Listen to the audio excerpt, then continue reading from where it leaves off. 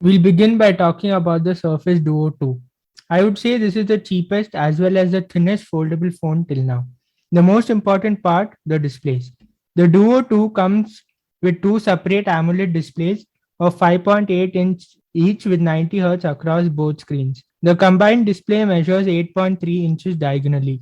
The displays have been brought closer to each other this year as compared to the first generation, making the experience a bit more seamless. Another significant addition from last year is that the Surface Duo 2 comes with a triple camera setup, which was missing in last year's device. This system consists of a 16 megapixel ultra wide camera, 12 megapixel sensor with OIS, and another 12 megapixel sensor for telephoto, and this comes with OIS too.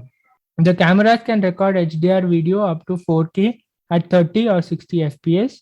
As far as the people who went to the convention where these devices were showcased, they said that the camera was decent, but it obviously needs more testing in different lighting conditions.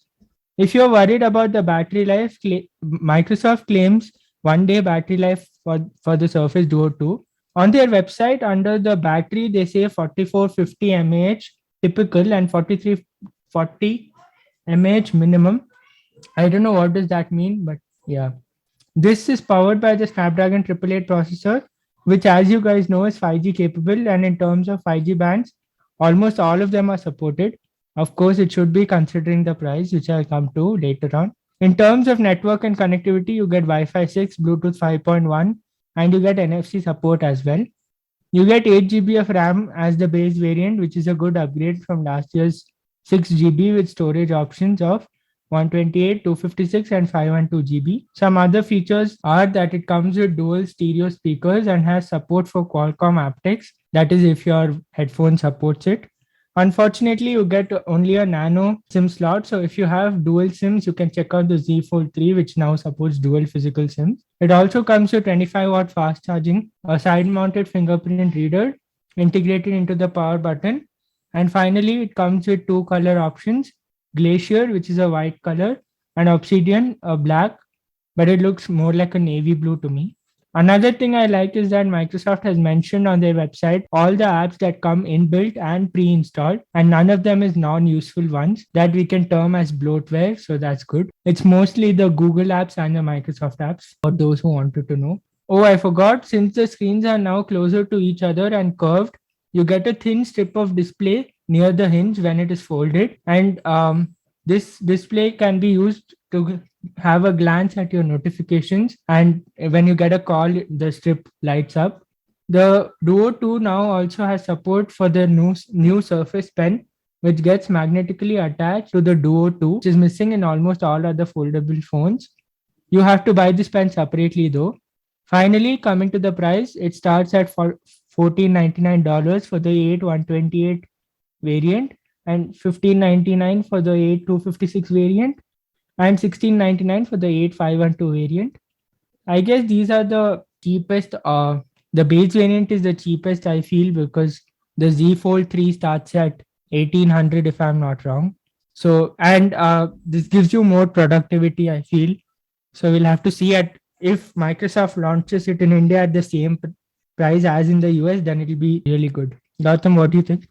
I think it's a pretty decent device, but considering its price, I don't think so. I would recommend anyone. It does not have like any overkill specs, neither is its battery that great. I mean, it's a decent effort by Microsoft, but it's nothing like it's redeeming like Microsoft's like previous like actually the Surface Duo 1 was a disappointment, and this is not that great. Surely it has had like better updates than like what it is something like it missed out on few features, or like the previous one missed out on few features, but this one seems like a good device.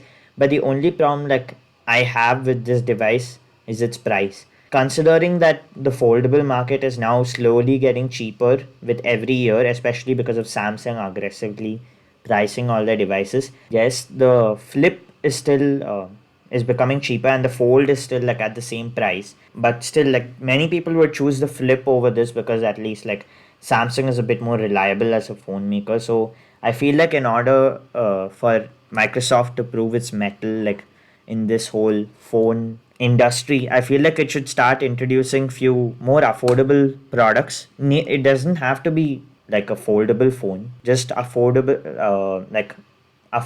phones, and then people may purchase the Duo 2, because I think the Duo 2 isn't gonna sell well, but it does have decent specs, but still I don't think so. And even the whole experience of using it, as we all know that Android is just like, it's not prepared for tablets yet, and many people want to launch new tablets, but Android isn't optimized yet, so it's another reason why people won't upgrade to the Duo. So Microsoft needs to do something about this. What do you think about like what I said, Arthur?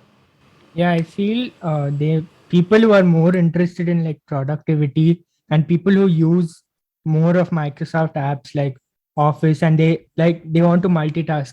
Maybe if they're in a meeting and they have to take notes or something like that, for that situation it's ideal. And also because it has the 888 now, you can also do like gaming. You can use the top screen for like viewing the whatever the thing is, and you can use the bottom one for controls. So I feel that is also a possibility. But I don't know how is the heating issue going to be considering 888. So we'll have to see how it manages heat. Yeah. And it has the exact same screen size as the iPad mini, but the iPad mini is like half the price. So I don't know, but maybe like the foldable, like the whole incentive of it being a foldable phone may make people like make the actual bigger jump, because I know like devices which are at the same screen size as iPad mini sell really really well in many sectors, like I don't like sectors which involve like engineering and stuff where people actually work in factories. The iPad mini sells very well there, and with I think the Surface Duo 2, if sold well, like to those companies, can be a really good seller, especially having the foldable phones and having better support with Microsoft apps which people actually use. So in from that sense, I think it'll be a good device, but for consumers, I'm still having second thoughts. Anyways, I think overall decent update, especially like from the gaming point of view, having a good processor now, and games like Minecraft also has support the two displays thing with the controls on the on one side. That's pretty good of Microsoft to implement on their own devices. So I think that's it for the Duo 2.